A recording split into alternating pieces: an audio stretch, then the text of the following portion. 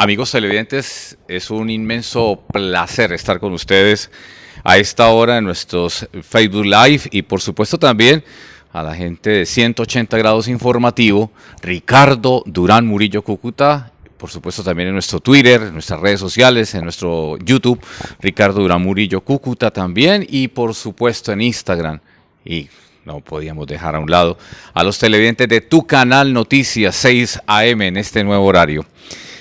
Tengo a un precandidato presidencial, Rafael Nieto.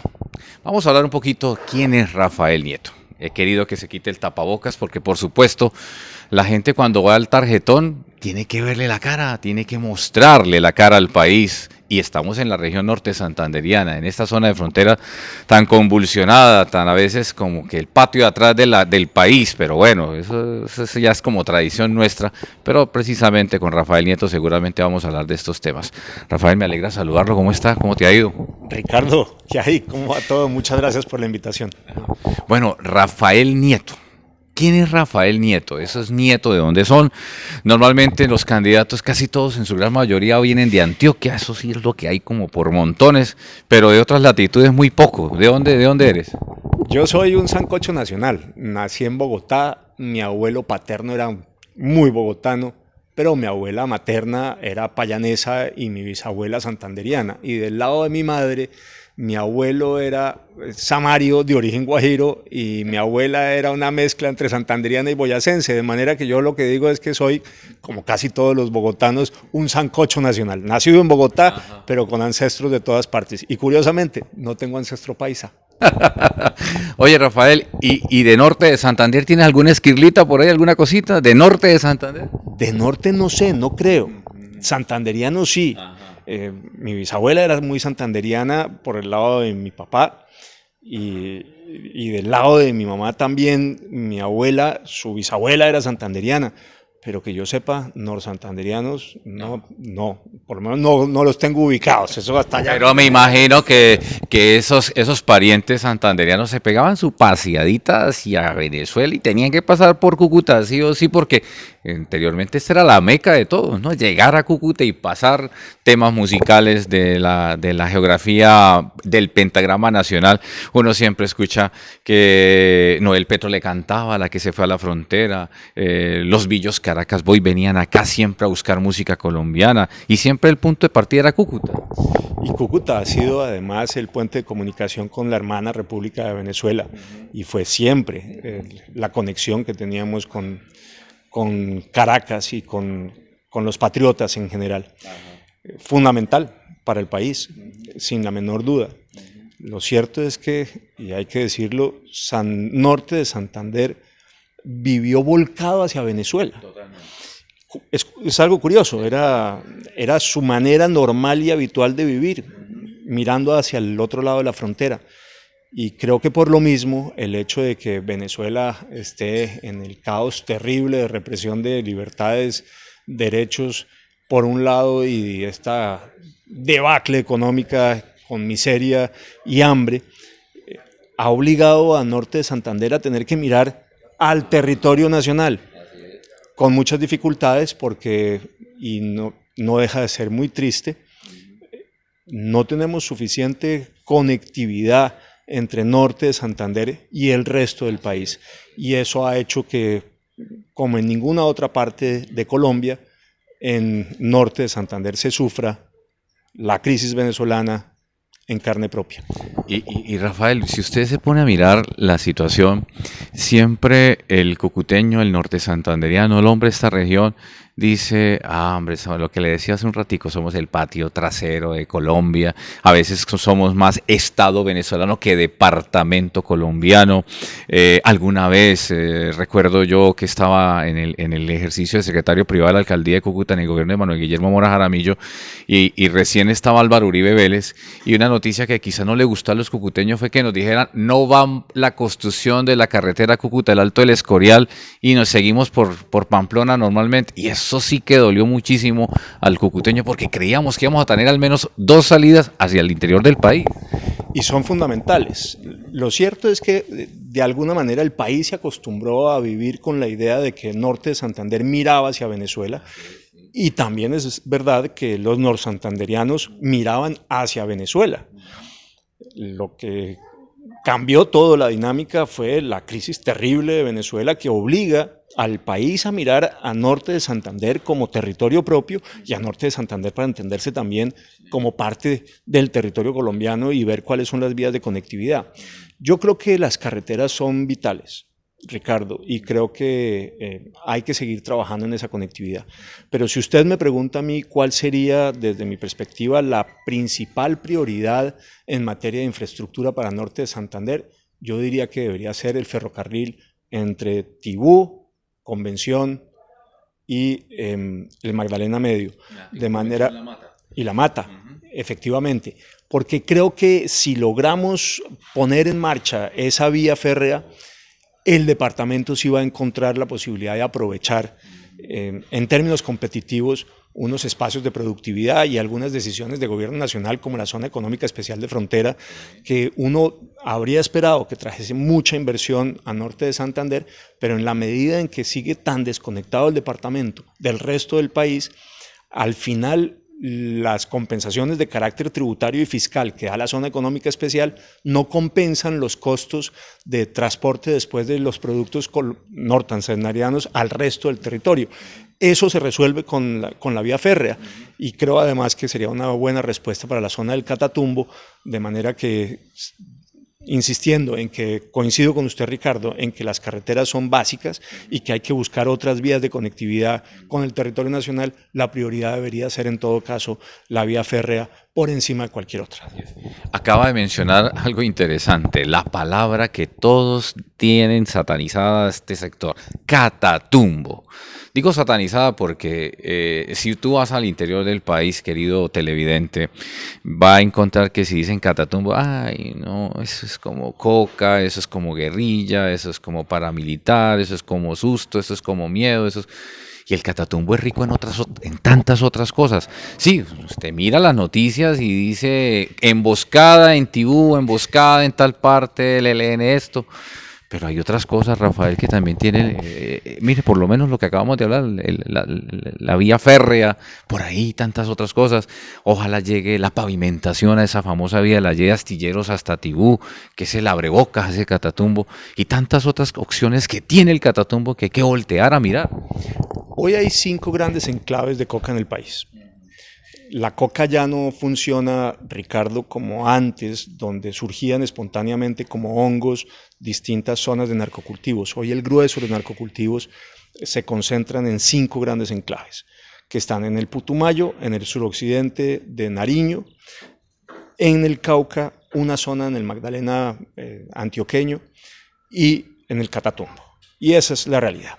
Y hoy el Catatumbo es una de las 2 zonas del país con mayor presencia de narcocultivos, y como hay una enorme cantidad de narcocultivos, están presentes todos los grupos armados violentos. Y esa es una realidad, Ricardo. Ahí están las disidencias y los reincidentes de las FARC, está el ELN, están los Pelusos, están los otros grupos armados ilegales de distinta naturaleza claramente mafiosa, están todos ahí presentes, y eso es verdad. La pregunta es cómo podemos enfrentar el problema. Y ciertamente no puede ser por la vía de la estigmatización. Lo que creo que tenemos que hacer, Ricardo, como país y el departamento de manera conjunta, es la generación de proyectos productivos integrales que permita que esos campesinos narcocultivadores, de la mano obviamente también de una presencia masiva de fuerza pública que permita dar unas garantías mínimas de seguridad, finalmente consiga que tantos narcocultivadores y otros campesinos de la zona puedan encontrar proyectos productivos integrales que los deje salir de la coca y voltearse de nuevo hacia una economía legal. El sistema de transferencias monetarias directas a los campesinos narcocultivadores, yo creo que es un fracaso. Es desafortunadamente el corazón de la estrategia de sustitución de cultivos, y yo creo que eso no funciona. Rompe el principio de igualdad frente a la ley para premiar al campesino que rompió la ley, que se pasó a los narcocultivos. A ese le empiezan a entregar unas transferencias monetarias mensuales durante un periodo de 2 años.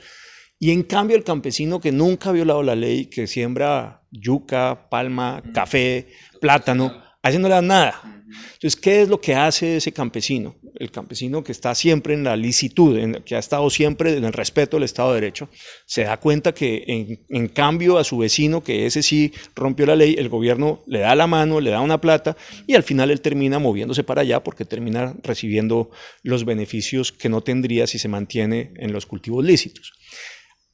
Ese es un estímulo perverso en realidad. Digamos, esas transferencias monetarias son un estímulo perverso que ha hecho que los narcocultivos en el país se hayan multiplicado.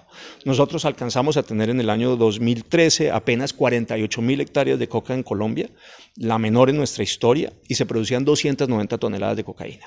En el 2014 se firma el acuerdo con las FARC, se pacta este sistema de transferencias directas a los narcocultivadores y el año pasado teníamos 154.000 hectáreas de coca, o sea, 3 veces más que en el 2013, y teníamos una producción de 1.137 toneladas de cocaína, 4 veces más que en el 2013. La explicación es esta, la explicación está en estos estímulos perversos que quedaron ahí pactados. Hay que desmontar esa idea, y no en la línea de hacer una política de represión frente a los narcocultivadores, que son el eslabón más débil de toda la cadena del narcotráfico, pero sí en la línea de dejar de beneficiarlos. Es decir, lo que tenemos que hacer es proyectos productivos integrales que beneficien a toda la región, sin distinguir entre el campesino que se mantiene en el Estado de Derecho, en el respeto de la ley, y el narcocultivador, que los beneficia a todos, con presencia integral del Estado. ¿Hay que tener fuerza pública? Sí, porque los grupos armados ilegales van a seguir insistiéndole a los campesinos que cultiven coca. Obviamente ese es su interés y nosotros necesitamos tener capacidad del Estado para frenar esa presión, pero por el otro lado tenemos que darle a los campesinos y a la región como un todo salidas, y eso supone una posibilidad de que los productos que se cultivan accedan a los centros de acopio y accedan a los mercados de manera rápida y fácil, y eso implica vías terciarias que son vitales.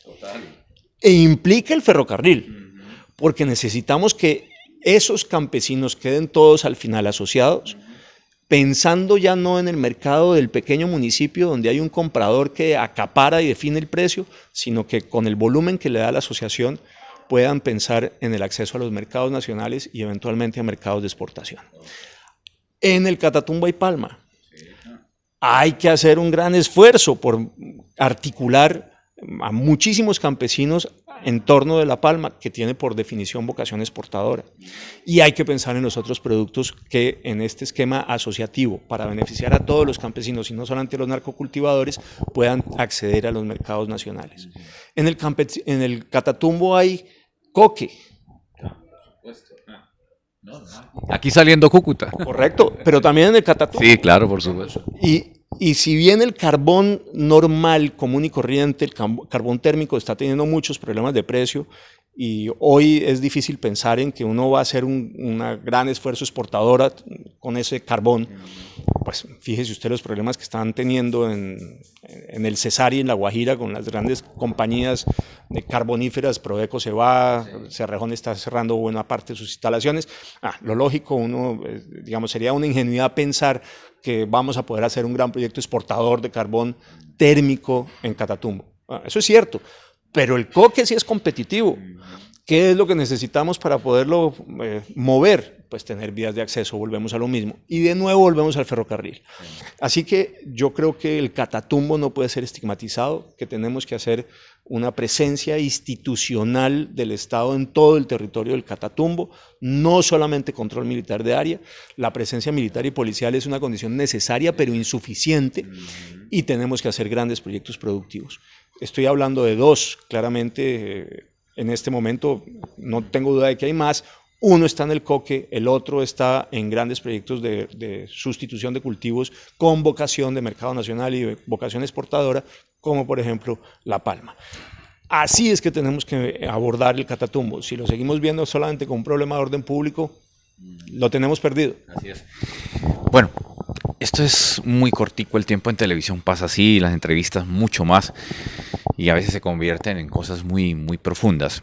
Pero voy a volver a retomar el hilo conductor del comienzo del Nieto y todo lo demás, porque quiero que la gente me conozca, el candidato lo conozca, porque dicen, ay, pero ¿qué? No tenemos opciones y siempre son los mismos, y bueno, en fin. Rafael Nieto, En la juventud tuya, en ese quehacer de ser hijo, ¿de qué hogar eres tú? Yo soy hijo de un juez. Esa ha sido su vocación, un juez que terminó siendo presidente de la Corte Interamericana de Derechos Humanos por 2 años, el único colombiano en el Instituto de Derecho Internacional en el mundo. Además fue juez de la Sala de Apelaciones de los Tribunales Penales Internacionales de la antigua Yugoslavia y de Ruanda, y ahí me formé. Y por tanto soy abogado. Y con las mismas inclinaciones en el derecho público, en el derecho constitucional, en el derecho internacional, en el derecho a los derechos humanos. Esa es mi formación. Mi otra formación paralela, no académica, pero sí empírica, ha estado en el periodismo.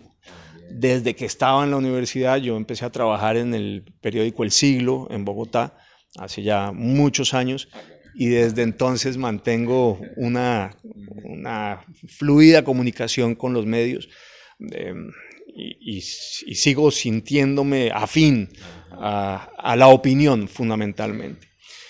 Y he estado dedicado al ejercicio de la profesión y al ejercicio de los emprendimientos de la pequeña empresa toda mi vida.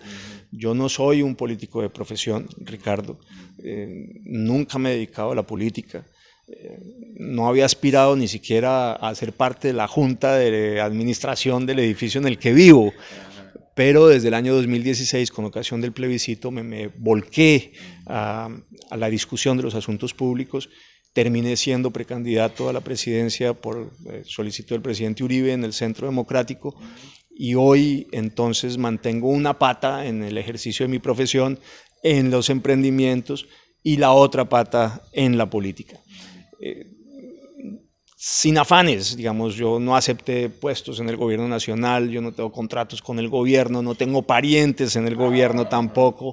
Digamos, mi manera de entender la política es una muy distinta, yo creo que es una manera muy del ciudadano, como la suya, Ricardo. Digamos, yo entiendo la política como vocación del servicio público, como tratar de construir para el bien común, como darle la mano a los ciudadanos, entendiendo cuáles son sus necesidades, sus intereses, sus expectativas, y buscando soluciones a los problemas.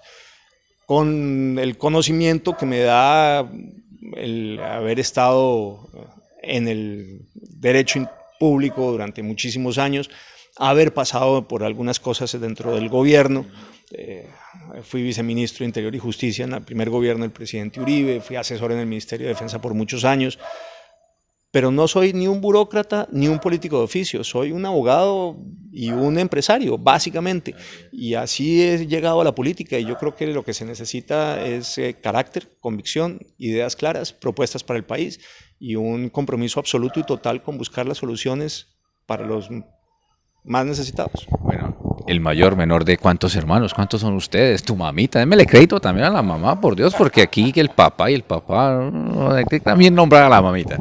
El mayor de 4, 3 hombres y una niña, somos 4 hermanos, y mi mamá una mujer como creo que son la mayoría de las mujeres colombianas, muy emponchada, muy echada para adelante, comerciante,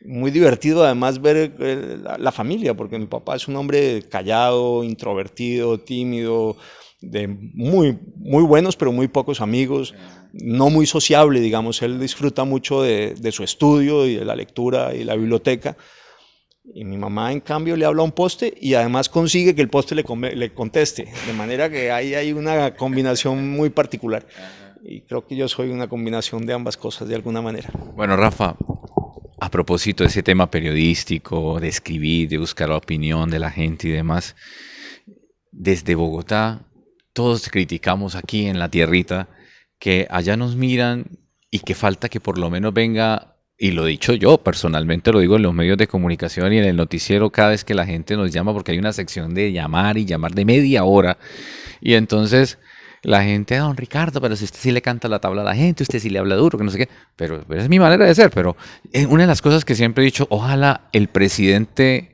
gobernara por semanas o por cada 15 días, cada ciudad capital se viniera y montara aquí su tolda, ¿no? Con sus ministros y demás, y oliera Cúcuta, saboreara Cúcuta, si está lloviendo que se moje el cielo cucuteño, ¿cierto? Y a la otro 8 días después en Bucaramanga, después en Tunja, y así le digo yo al alcalde debería vivir en un barrio cada 15 días para que sepa.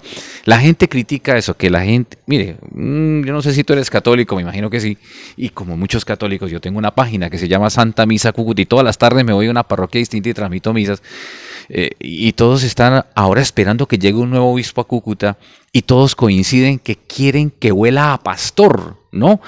Que no sea burócrata, que no sea allá con su mito y su solideo allá aparte, sino que se unte de pueblo, ¿cierto? Entonces volvemos a las frases del Papa Francisco, que huela a pastor, ¿no? Que huela a oveja, ¿no?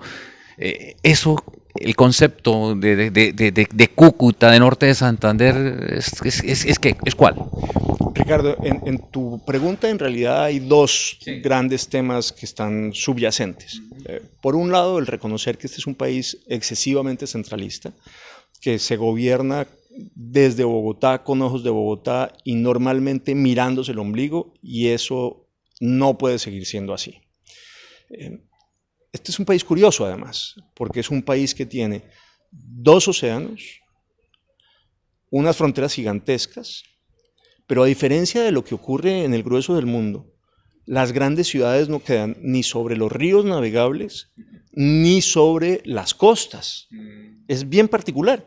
Las ciudades más importantes del país, hoy eso ha cambiado un poco, digamos, uno podría compensar en algo diciendo que Barranquilla y Cartagena, que son 2 de las 6 ciudades más importantes del país, pues están sobre las costas, pero no deja de sorprender que Bogotá, Medellín, Cali, Bucaramanga, y si uno se sienta a mirar el resto de las ciudades capitales, no están ni sobre las costas ni sobre ríos navegables. ¿Eso qué es lo que ha supuesto? Ha supuesto un país que se mira hacia adentro, un país que no mira hacia afuera. Es un país introvertido, un país que ha girado permanentemente sobre lo andino y que ha mirado permanentemente sobre sus entrañas. Y por supuesto, donde Bogotá ha tenido un peso sustantivo. Nosotros vemos mal y vemos poco las fronteras. Y hay que empezar a mirarlas. Por un lado. Y por el otro, reconocer que en realidad este es un país de regiones, Ricardo. Los que hemos tenido la oportunidad de recorrer el país, y yo he estado desde el Cabo de la Vela hasta Ipiales, desde Puerto Carreño hasta el Chocó, desde Leticia hasta San Andrés, digamos, he tenido la oportunidad de recorrer no una, sino varias veces los rincones más distintos de la geografía nacional. Uno constata que este es un país de regiones. No tiene nada que ver un llanero y un pastuso, un boyacense y un guajiro, un paisa y un santanderiano. Hablan distinto, se divierten distinto, la música que oyen es otra diferente, su alimentación es completamente distinta, su temperamento, su acento. Este es un país de regiones como pocos. No es usual que sea así. Yo creo que en parte tiene que ver la ardua geografía nacional, que nos ha hecho girar en torno de nosotros mismos. Por las mismas razones, es un país que tiene muchas ciudades intermedias importantes, y eso tampoco pasa en muchos países. El grueso de los países tienen 1, 2, 3, máximo 4 ciudades, excepto grandes países como los Estados Unidos, importantes y nada más. En Colombia no es así. En Colombia uno encuentra grandes centros urbanos, muchos grandes centros urbanos y ciudades intermedias. Reconocer que somos un país de regiones es fundamental. Y reconocer que nos hemos mirado permanentemente el ombligo desde Bogotá y que tenemos que mirar las fronteras y hacia afuera. Soluciones como la que usted plantea son evidentemente soluciones que permiten que no se gobierne con los ojos de Bogotá, sino que se gobierne con los ojos de las regiones. Hay que profundizar la descentralización, pero mucho más de lo que hay hoy. Hay que darle más recursos a las regiones.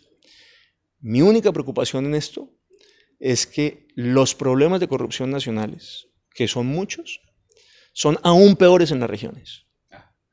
Y ese es un elemento que vamos a tener que resolver bien en el país, porque no nos está dejando progresar, nos impide salir adelante porque muchos de los recursos que los ciudadanos producimos como resultado de nuestro esfuerzo, el ciudadano de a pie cuando compra un producto paga el IVA y los demás presentamos renta y lo pagamos, en fin.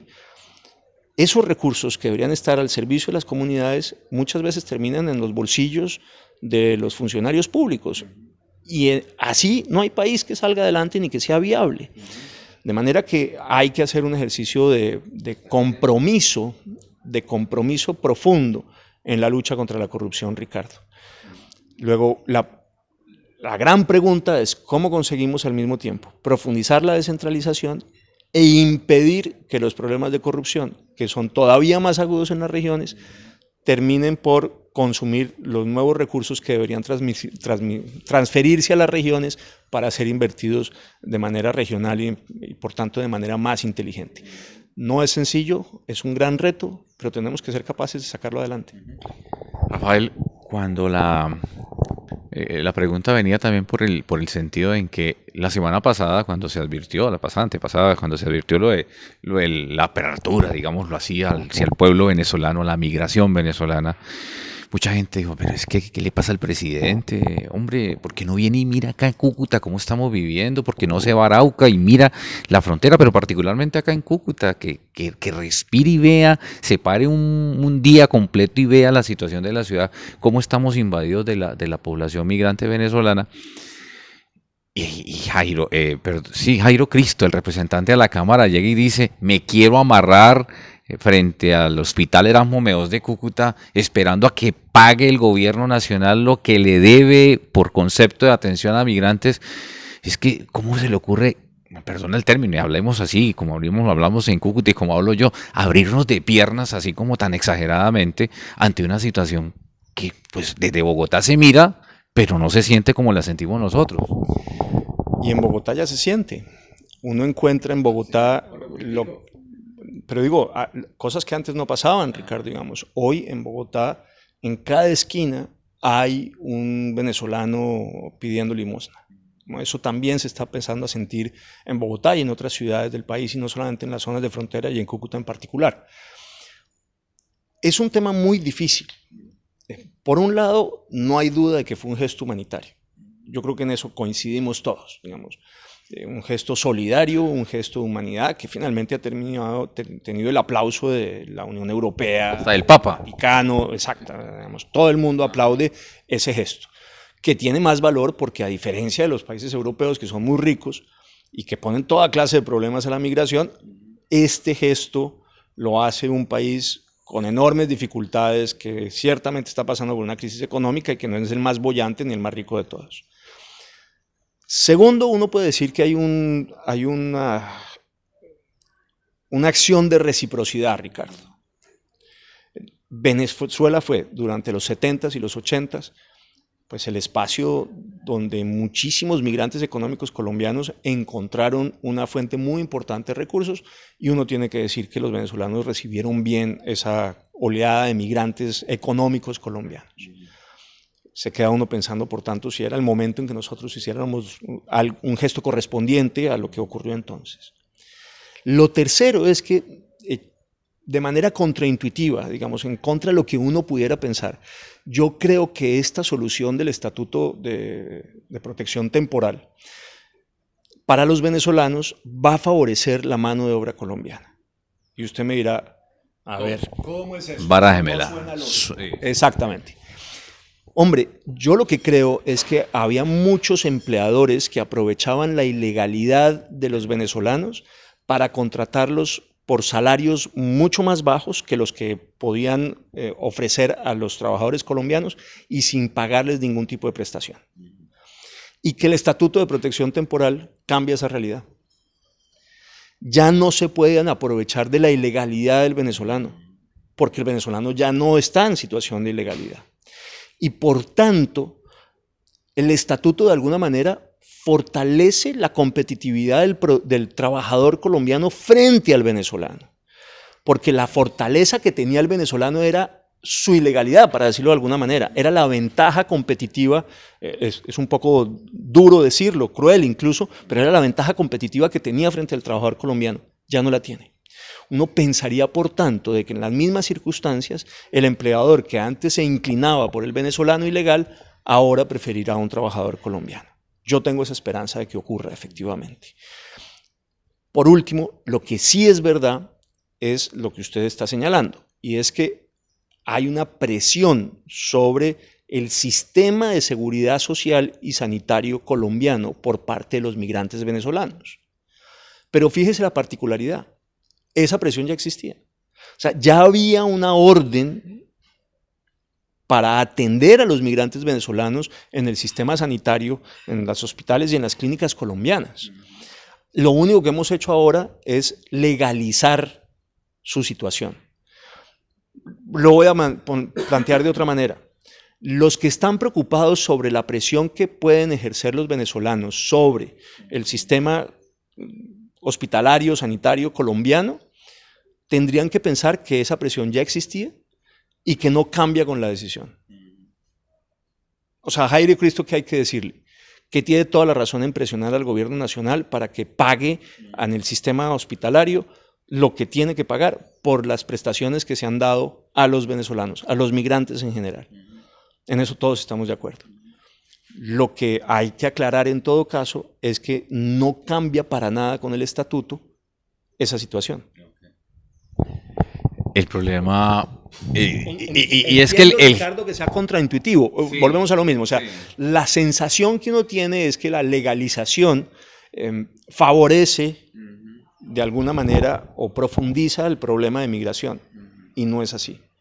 Por eso digo, es absolutamente contraintuitivo, solamente un examen más profundo genera una situación. Ahora, yo sí creo en todo caso, Ricardo, que a esta decisión muy generosa de parte del gobierno nacional, uno tiene que acompañarla con una decisión también muy fuerte, muy decidida, de sancionar inequívocamente cualquier conducta ilegal por parte del migrante venezolano en territorio colombiano.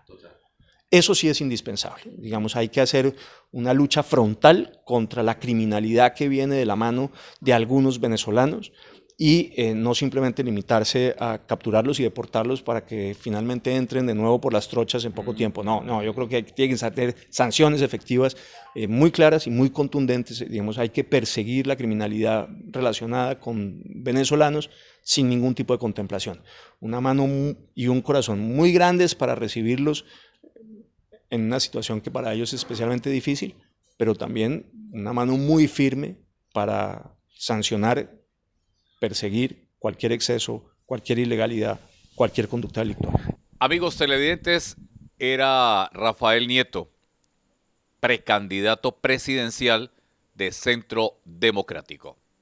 Muchas gracias por la sintonía, un fuerte abrazo, nos estamos reencontrando nuevamente en cualquier momento.